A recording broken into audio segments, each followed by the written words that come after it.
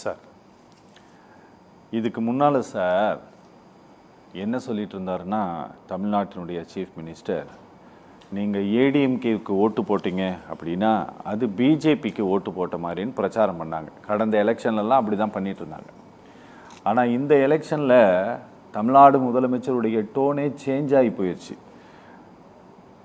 இங்கே இந்த எலெக்ஷனே டெல்லி அணிக்கும் தமிழ்நாடு அணிக்கும், தமிழ்நாடுனா இங்கே நாங்கள் தான் ஜெயிப்போம், நாங்கள் தான் வெல்வோம் அப்படிங்கிற மாதிரியெல்லாம் அவர் இன்று பேச தொடங்கி விட்டார். உண்மையில் அதிமுக பலவீனமாகி விட்டதனால் அப்படி பேசுகிறாரா, அல்லது பிஜேபி பலமடைந்து விட்டதனால் அப்படி பேசுகிறாரா? முதல்ல மாண்புக்கு முதலமைச்சருக்கு ஒரு நன்றியை சொல்லணும். பிஜேபியை பார்த்து அவர் ஏன் இப்படி பயப்படுறாருன்னு எனக்கு ரொம்ப ஆச்சரியமா இருக்கு. பயப்படுறாரா? ஆமா, நோட்டாக்கு கீழே கட்சி, நோட்டாக்கு கீழே வாக்குவாங்கின கட்சின்னு சொல்லிட்டு இருந்தவங்க இன்னைக்கு பார்த்து நடுங்குறாங்க. அப்படியே டெல்லியை பார்த்து நடுங்குறாங்க, நெரட்டிவே பார்த்து நடுங்குறாங்க. இங்கே தமிழ்நாட்டில் தேசிய ஜனநாயக கூட்டணிக்கு தலைமை தாங்குவார் எடப்பாடி பழனிசாமின்றதை தெல்ல தெளிவாக சொல்லியாச்சு. ஏன் திமுக காரங்க காதில் கேட்கலன்னு உங்களுக்கு நான் திரும்பவும் சொல்கிறேன், தேசிய ஜனநாயக கூட்டணிக்கு இங்கே ஏடிஎம்கே தலைமை கிடையாது. ஏடிஎம்கே தலைமையில் தேசிய ஜனநாயக கூட்டணி வந்திருக்கு. அப்போ நீங்க அமித்ஷா அவர்கள் பேசின காணொலியை தயவு செய்து எடுத்து பாருங்க. நான் வேணா தரேன் உங்களுக்கு. தமிழ்நாட்டில் இருங்க, நான் முழுசா பேச விடுங்க. தமிழ்நாட்டில் தேசிய ஜனநாயக கூட்டணிக்கு எடப்பாடி கே பழனிசாமி தான் தலைமை தாங்குவார். இருங்க சார், முழுசா சொல்ல விடுங்க சார். நான் காணொலி தரேன், நீங்க பாத்துக்கங்க சார். ஐடிசி ஹோட்டல் நடந்த காணொலி இருக்கு சார், நேரடியாக பேசின காணொலி இருக்குது, தமிழில் டிரான்ஸ்லேட் பண்ண காணொலி இருக்குது. நீங்கள் செக் பண்ணிக்கோங்க. நான் ஒன்றும் பொய் சொல்ல விரும்பல. இது பொது நிலையில் பொய் சொல்ல வேண்டிய தேவையில்லை. தமிழ்நாட்டில் தேசிய ஜனநாயக கூட்டணியுடைய முதலமைச்சர் வேட்பாளராக எடப்பாடி பழனிசாமி தான் நியமிக்கப்படுகிறார். என்டிஏ கூட்டணியில் யார் யாரெல்லாம் இருக்காங்க சார்? இதுல என்டிஏ கூட்டணியில் அப்பதுல எல்லாருமே இருக்கிறாங்க. யார் வெளியில போறா? அன்புமணி அவர்கள் முன்னாடி இருந்தது, இன்னைக்கு வரையும் இருக்கிறாரு. என்ன வெளியே யார் வெளியே போனா? ஐஜேகே இருக்கிறாங்க, ஜான் பாண்டியன் சார் இருக்கிறாரு, ஏசி சண்முகம் இருக்கிறாங்க, நம்ம வாசன் சாருடைய தாவக இருக்குது, இது தமிழ் மாநில காங்கிரஸ் இருக்குது. யார் இல்லைன்றீங்க? எல்லாருமே இல்ல சார். யார் இல்ல? ஏடிஎம்கே இல்ல. ஏடிஎம்கே என்டிஏ விட்டு வெளியில வந்து விட்டது. அவங்க இந்த 2026 எலெக்ஷனுக்காக உங்களோடு கைகோர்த்து இருக்கிறார்கள். ஏடிஎம்கே தான் லீடிங், நீங்க அவங்களோடு சேர்த்துருக்கிறீங்க. இப்ப நீங்க சொன்ன கட்சிகள் எல்லாம் உங்க கூட்டணிக்குள்ள இருக்குன்ட்டு நீங்க ஏடிஎம்கேக்கு சொல்றீங்க, அப்படிதான்? ஒரு விஷயம் தெரிஞ்சுக்கங்க சார். 2024 தேசிய ஜனநாயக கூட்டணி அண்ணாமலைஜி அவர் தலைமையில் 22 சீட் நாங்கள் தனிச்சு தான் நின்னோம். 12% வாக்கு பெற்றோம். கூட்டணியோட 18% வாக்கு பெற்றோம். ஏடிஎம்கே தனிச்சு நின்று 22 வாக்கு பெற்றோம், 22% வாக்கு பெற்றாங்க. மாற்று இல்லை.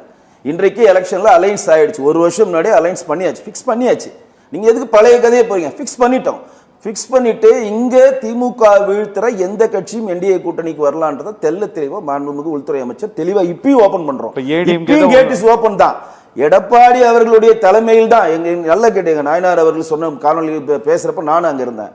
2026 எங்க இலக்கு அல்ல, எங்க இலக்கு 2029. 2026 எங்க இலக்கு திமுகவை ஆட்சி பீடத்திலிருந்து இறக்க வேண்டும். மாண்புமிகு எதிர்க்கட்சி தலைவர் எடப்பாடி கே பழனிசாமி முதலமைச்சராக உட்கார வைக்க வேண்டும். இதற்காக பாஜகவை சேர்ந்த தொண்டர்கள் ஒவ்வொருத்தரும் சங்கல்பம் செய்து கொண்டு வேலை செய்ய வேண்டும்.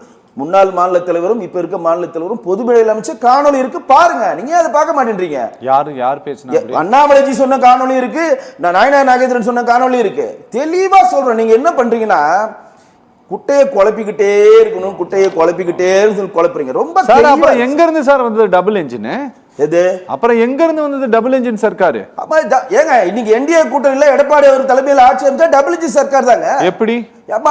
சென்ட்ரல்ல நாங்க தானே இருக்கிறோம், பாஜக தானே இருக்கு. அதான் double engine Sarkar. Double engine Sarkar என்னது? எனக்கு புரியல. என்னது நீங்க சொல்லுங்க. எனக்கு புரியல. இன்னைக்கு சந்திரபாபு நாயுடு அங்க தெலுங்கு தேசத்துல அதிகமான நம்பர் பெற்று ஆட்சி பெஞ்சிருக்காரு. அங்க சந்திரபாபு நாயுடு தெலுங்கு தேசம் ஆட்சி நடைபெறுது. தேசிய ஜனநாயக கூட்டணி ஆட்சி தான் நடைபெறுகிறது. பீகார்லயும் அப்படிதான் நடைபெறுகிறது, மகாராஷ்டிராலையும் அப்படிதான் நடைபெறுகிறது. அப்படிதான் நடைபெற்று கொண்டு இருக்கிறது. நீங்க இல்ல சார், அங்கெல்லாம் நீங்க கேபினெட்டுக்குள்ள வந்திருக்கிறீங்க சார், எது ஆட்சிக்குள்ள வந்திருக்கு சார், அதிகாரத்துக்குள் இடம் பிடித்திருக்கிறீர்கள். ஆனா இங்க இல்ல சார் வெங்கடேஷ் சார், நீங்க புத்திசாலி தான். இல்ல நீங்க என்ன கன்வின்ஸ் பண்றீங்க? நான் உங்களை கன்வின்ஸ் பண்ணல. நீங்க சொன்ன கேபினெட்டுக்குள்ள வரல. என்ன கேபினெட்டுக்குள்ள வரல? தமிழ்நாட்டுக்குள்ள கிடையாது சார். நீங்க வரவே முடியாது சார். உங்க கற்பனை, நான் ஒண்ணும் பண்ண முடியாது. அது உங்க கற்பனைக்கு நீங்க பதிலுக்கு எந்த பதில் கிடையாது. என்னுடைய கற்பனை காணொலியாக தலைவர்கள் பேசினதை பொது வழியில வைக்கிறார். நீங்க பார்க்கல, அதை ஏற்றுக்க முடியாதது உங்களோட தனிப்பட்ட இல்ல சார். உங்க மாநில தலைவர்கள் பேசுவது நீங்க அது வந்து சம்பிரதாயமாக நீங்கள் பேசுகிறீர்கள். ஆனா உங்களோட மாண்புமிகு முதலமைச்சர் பேசுறதுல சம்பிரதாயமா பேசுன்னு சொல்லுவீங்களா? நீங்க சொல்றீங்க எனக்கு புரியல. மாநில தலைவர் பேச எப்படி சம்பிரதாயம்? நீங்க எல்லாம் டெல்லி முடிவெடுக்கும் சொல்றவரு டெல்லியில இருந்து வரவங்க யாரும் பேச மாட்டாங்க. திமுக சார்பா பேசின இரு நண்பர்கள் சொல்றேன். 1999லயும் 2001லயும் இதே பாஜகவோட கூட்டு வச்சிங்க.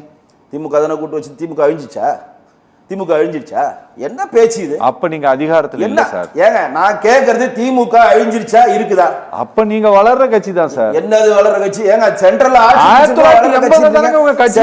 ஆட்சி பிடிச்சிருக்கோம் வளர்ற கட்சின்றீங்க. என்ன ஆட்சி பிடிச்சிங்கன்னா என்ன பெரிய? நீங்க வந்து உங்களுடைய கட்சிக்கு விசுவாசமா இருக்கிற மாதிரி இருந்தா பேசுங்க, உனக்கு என்ன பிரச்சனை கிடையாது. நான் சொல்றதை உள்வாங்குங்க.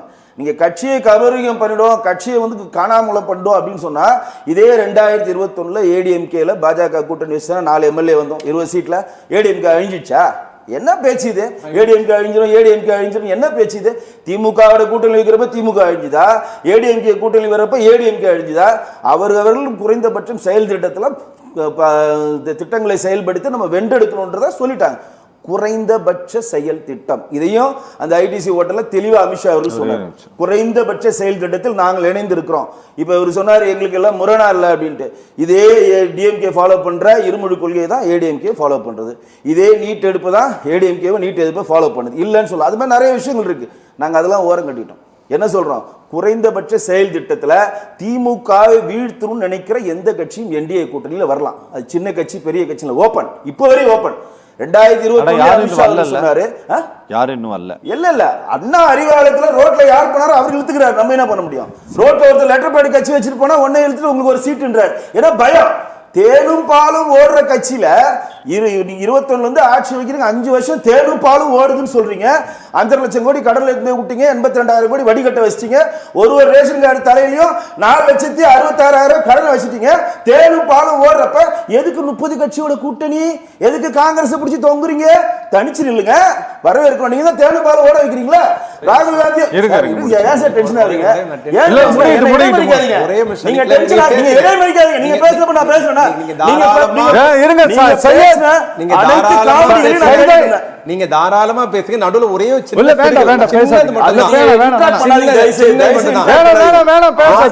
ஆட்சி நடத்தியவர்கள் 5 ஆண்டு காலம் ஆட்சி நடத்தி எதுக்கு எவ்வளவு கட்சி கூட்டணின்னா 2014 நரேந்திர மோடி 48 கட்சியோடு கூட்டணி வைத்துதான் தேர்தலை சந்தித்தார். 2019 சட்டசபை தேர்தல் 4ஆம் மணி தேர்தல் ஒண்ணா சார் என்ன கட்சி தான் தருது? விஸ்வகுருவாக இருந்து தமிழ்நாட்டை ஜெயிக்க முடியல. விஸ்வகுருவாக கூட தமிழ்நாட்டை ஜெயிக்க முடியல. அவ்வளவு பெரிய 5 வருஷம் ஆட்சி நடத்தி தமிழ்நாட்டுல 8 கட்சி கூட்டணி அமைச்சீங்க. இதை யார் பேசணும்? கூட்டணியே வைக்காத கட்சி பேசினா சரியா இருக்கும். கட்சியோட கூட்டணி வச்சு நீங்க கூட்டணி பத்தில பேசக்கூடாது. 2019ல அண்ணனுக்கு தெரியுமான்னு தெரியல, 2019ல 303 சீட்டை நாங்க வென்றெடுத்தோம். எத்தனை கட்சியோட கூட்டணி? 303 சீட்டு பாஜக வென்றெடுத்து 50 கூட்டணி கட்சியில வந்து 353 சீட். பெரும்பான்மைக்கு தேவையான 280க்கு மேல எடுத்தாலும் நாங்க கூட்டணி தர்மத்துக்காக மற்ற கூட்டணி நாங்க அந்த 50 சீட்ல எந்தெந்த கூட்டணி இருக்காங்களோ அவர்களை வயசு தான் ஆட்சி செஞ்சோம். இன்னைக்கு வரையும் தேசிய ஜனநாயக கூட்டணி கட்சி ஆட்சி தான் நடைபெறுகிறது. இன்னைக்கு ஜிடிபி தமிழ்நாட்டில் எவ்வளவு? 28.7% இருக்குதுல. நீங்க எவ்வளவு கடவாயிருக்கீங்க? 26.43% வாங்கி இன்னும் 1.5%யும் இந்த 1.5 மாசத்துல வாங்கி ஒட்டுமொத்தமா தமிழ்நாட்டினுடைய ஜிடிபியை முழிச்சிட்டு கடன்ல வச்சுட்டு தேனும் பால் ஓடுற மாதிரி வாய்க்கூசாம எப்படி சொல்றீங்க? இன்ஃப்ராஸ்ட்ரக்சரா நீங்க இந்த 5 வருஷத்துல தமிழ்நாட்டில் என்னென்ன திட்டங்களை செஞ்சிருக்கீங்க? இந்த இலவசம் கொடுக்கறது, சோறு போடுறது, 1000 ரூபாய் கொடுக்க அதெல்லாத்தையும் ஓரம் கட்டுங்க. மக்களுக்கு வேலை வாய்ப்பா இன்ஃப்ராஸ்ட்ரக்சரா என்னென்ன திட்டங்களை இந்த அரசாங்கம் நிறைவேற்றி இருக்கிறது? எத்தனை பேருக்கு வேலை கொடுத்திருக்கிறது? ரிட்டையர் 3.5 லட்சம் பேருக்கு வேலை கொடுக்குறேன். நீங்க 50,000 பேருக்கு வேலை கொடுக்க முடியல. இன்னைக்கு வேலையை பர்மனன்ட் பண்ணனே 183 நெத்தியில போட்டுவிட்டு இன்னும் தேர்தல் மேனிஃபெஸ்டோல போராட்டம் பண்றான். அதுக்கெல்லாம் இங்க ஆளே கிடையாது. சுத்தி வேலை நீங்க கண்ணை திறந்து மாண்பு முதலமைச்சர் வெளில வந்து பார்க்கணும். எத்தனை பேர் போராட்டம் பண்றாங்க? நீங்க ஒரு பேப்பர் எடுத்து பாருங்க. ஒரு இடத்துலையும் கிராம பணியாளர்கள், டாஸ்மாக் பணியாளர்கள், ஆட்டோ ஓட்டுறவங்க, தொகுப்பு நிலை ஆசிரியர்கள், சத்துணவு பணியாளர், ஒவ்வொரு செக்டர்லையும் ஒரு போராட்ட காலம் போய்கிட்டே தான் இருக்கு. அதுக்கு யார் தலைமை தாங்கிறது? பெரும்பாலும் அந்த போராட்ட காலத்துக்கு உங்களுடைய கூட்டணி கட்சியா இருக்கக்கூடிய கம்யூனிஸ்ட் தான் தலைமை தாங்குறாங்க. இப்படி சுத்தி நீங்க ஒரு இதை வச்சுக்கிட்டு தேனும் பாலும் ஓடுற மாதிரி ஒரு கட்டமைப்பு பண்றீங்க பாருங்க. அதுதான் எங்களால முடியல. நீங்கள் 5 வருடத்தில் இன்ஃப்ராஸ்ட்ரக்சரா தமிழ்நாட்டுக்கு செய்த பெரிய திட்டங்களை ஒன்று சொல்லுங்க. நாங்க 1000 ரூபாய் கொடுத்தோம், 5000 ரூபாய் கொடுத்தோம், அக்ஷயா திட்டத்துல காலைல சாப்பாடு போட்டோம், இந்த கதையெல்லாம் நாங்க கேட்கல. என்ன தொழில் உருவாக்குறீங்க? எத்தனை பேருக்கு வேலை வாய்ப்பு சொன்னாரு? 30 சிப்காட் வந்திருக்குன்னாரு. ஏங்க 12 லட்சம் கோடி வந்துருச்சு. நாங்க உலக முதலீடு மாநாட்டுல 30 லட்சம் பேருக்கு வேலை கொடுத்து ஏங்க அவ்வளவு பேர் வேலை கொடுத்தா ஏங்க ஒரு செருப்பு கிடக்காது? செருப்புக்கு தயாரிக்கிற ஒரு கம்பெனி ராணிப்பேட்டையில 50 பேர் வேணும்னு கேட்டதுல எங்க 5000 பேர் போய் நிக்கிறான். ஏங்க போய் நிக்கிறான்? உங்க வேலை வாய்ப்பு வந்தா எங்க 50 பேர் உங்களுக்கு வேகன்சி இருக்குன்னு கேட்டதுல 5000 பேர் நிக்கிறான். ஓகே, நீங்க இன்ஃப்ராஸ்ட்ரக்சர் பெருக்கிட்டு வேலை வாய்ப்பு கொடுத்தா ஏங்க நிக்கிறாங்க? சரி சரி, எதையுமே பண்ணாம கடனை வாங்கி வாங்கி எங்களை முட்டாள் ஆக்கிட்டு இருக்கீங்க. ஓகே, பேசுவோம் நாம. சார், கடந்த முறை பிரைம் மினிஸ்டர் பேசிட்டு போகும்போது நிறைய சார்ஜஸ் எல்லாம் சொல்லிட்டு போனார். ஆனால் எங்களுக்கு ரொம்ப ரொம்ப வினோதமாக இருந்தது. பிரதமருடைய எந்த குற்றச்சாட்டுகளுக்கும் டிஎம்கே ரியாக்ட் பண்ணவே இல்லை. அது அவங்க சட்டை பண்ணிக்கிட்ட மாதிரியே தெரியல. நாளைக்கும் வரப்போறாரு, நாளைக்கும் 11ஆம் தேதி நிறைய பேச போறாருன்னு வச்சுக்கோங்களேன். இப்படி பொருட்படுத்தாமல் இருந்து கொண்டு நீங்கள் சொல்கிற எந்த சார்ஜுக்கும் ஆன்சர் பண்ணாமல் பொதுக்கூட்ட மேடைகளில் மட்டுமே ஒரு பூதத்தை போல பாஜகவை காட்டிக்கொண்டு இருக்கிறதா திமுக? அதாவது பிஎம் எல்லா மேடைகளிலும் திமுகவை பற்றிய நிதி சம்பந்தமான எல்லா விளக்கங்களையும் கொடுக்குறப்ப அது ஏன் அவங்க பொருட்படுத்த மாட்டேன்றாங்கன்னா, அதை விட வேறு முக்கியமான ஒரு செய்தி அந்த நேரத்தில் அவங்க தன்னுடைய மீடியாக்களை வைத்து கட்டமைத்து பண்ணுறாங்க. டிஜிட்டல் மீடியா கையில் வச்சுக்கிட்டு டக்குன்னு ஒரு பூமை கிளப்பி விட்டு அதை முருகன் மாநாடுக்கு அப்படி தான் பண்ணாங்க. நிறைய விஷயங்கள் ஒரு ஒரு விஷயம் கிளம்புது, மக்கள்கிட்ட ஒரு நல்ல பேர் வர மாதிரி ஒரு விஷயம் கிளம்புறப்ப டக்குன்னு நடிகர் ஸ்ரீகாந்த் போய் போதைவர்களை கைது பண்ணி அதை திசை மாற்ற வேலையை தெளிவாக பண்ணிட்டு இருக்காங்க திமுக. அப்பத்துலேருந்து இப்போ வரையும் பண்றாங்க. அதுக்கு முன்னாடி சாதிக் சாருக்கு ஒரு பதில் சொல்லணும்.